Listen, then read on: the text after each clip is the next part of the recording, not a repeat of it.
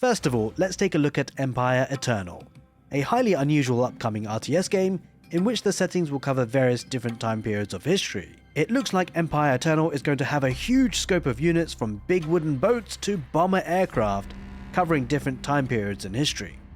It's going to include some of the basic and common RTS mechanics, including base building, resource management, and thrilling tactical combat, but its uniqueness will be that it will cover 20 eras of human civilization.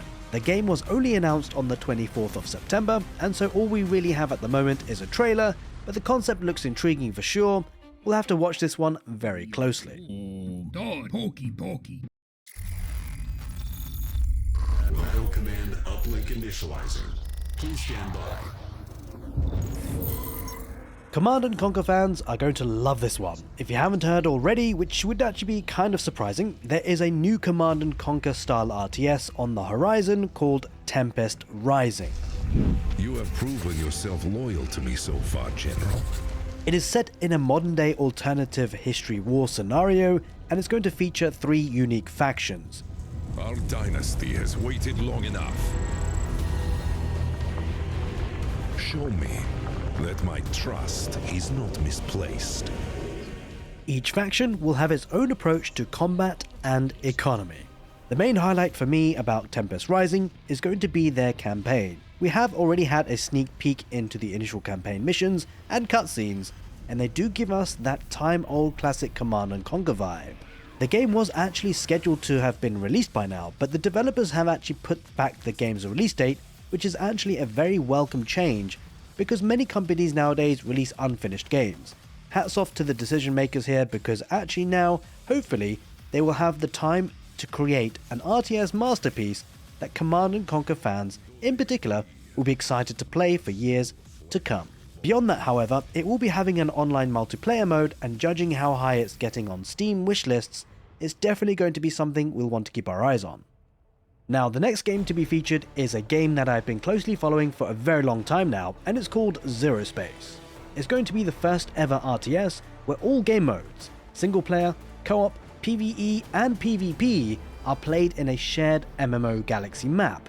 It's looking to feature some incredibly unique game modes for a game based in the RTS genre, including a campaign where in-game decisions and choices will affect your story arc, a galactic war MMO mode where you coordinate alongside other alliance members to deploy troops on enemy planets, to complete missions and slowly conquer enemy strongholds.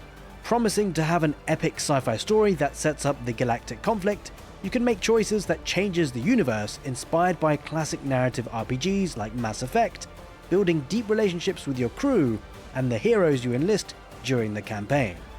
Quoted to have unparalleled strategic depth, you will have the opportunity to play through 4 factions. Definitely looking to push the boundaries of anything achieved in RTS before. If Zerospace can complete what they've set out to do, they'll quite possibly take the RTS genre to another level. The next major game in the planetary Annihilation universe, Industrial Annihilation. It combines the iconic real-time strategy of beloved Annihilation games with deep factory building to deliver a blend of genres that they describe to be unlike any you've experienced before. The team behind Planetary Annihilation, which has sold over 3 million units and is still being celebrated today, is back with a new twist on the popular franchise. You'll have a galactic single-player campaign to get your teeth into, with all the new full single-player story campaign, in which you can become a master constructor with intricate production pipelines that supply your killer war machine. Go for the Titan-class Superbot, or go all in with a game-ending Fusion Planet Crusher.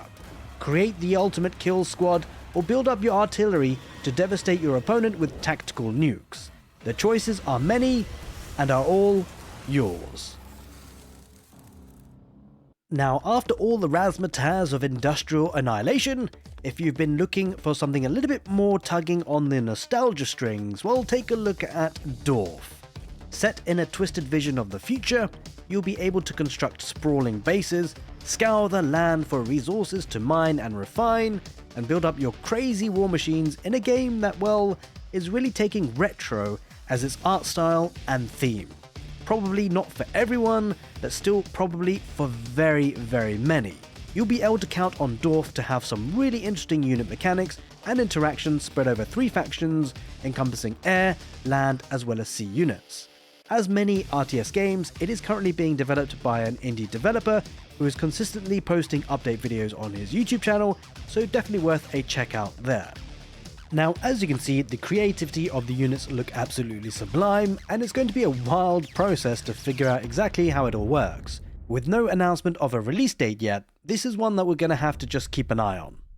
Including an upcoming campaign that will explore an unexpected military incursion in Europe, Global Conflagration is a new upcoming RTS that gives off Company of Heroes vibes, with the on-map checkpoint control zones that rewards players for their presence on the battlefield. Featuring 3 factions kitted out with their own unique roster of units, it looks like there'll be plenty to choose from in large-scale battles where players are encouraged to meet in the middle quickly. What's certainly exciting for me is the level of aerial units involved, and it looks like there's going to be plenty of player and unit abilities to overwhelm your enemy with called-in airstrikes, carpet bombings, and explosions. There's lots to see, lots of explosions, and you know what? I think I've been missing an RTS like this for quite some time. Now, whilst there were plans for early access to the game being available this year, the developers have since decided to delay the timeline a little bit to make sure the game comes with all the essential features expected of an RTS game, along with enough content to keep players engaged and entertained.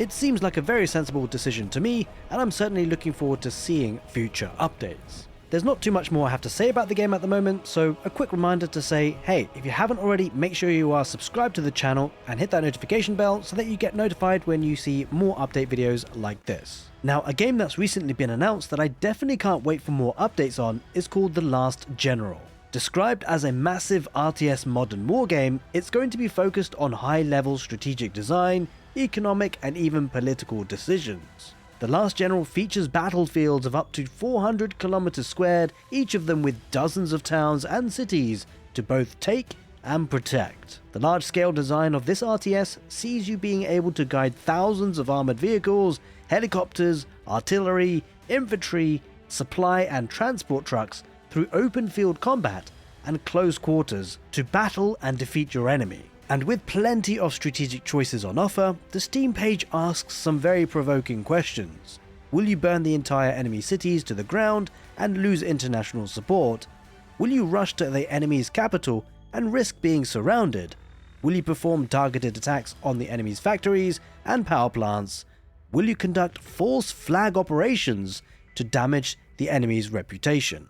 So I hope you guys enjoyed this video. This is my take on what I believe are the most anticipated real-time strategy games. And well, if you did enjoy this video, make sure you give the video a thumbs up. More importantly, make sure you are subscribed to the channel because maybe I'll make this a regular thing. Let me know in the comment section below which RTS game you are most looking forward to playing in the future.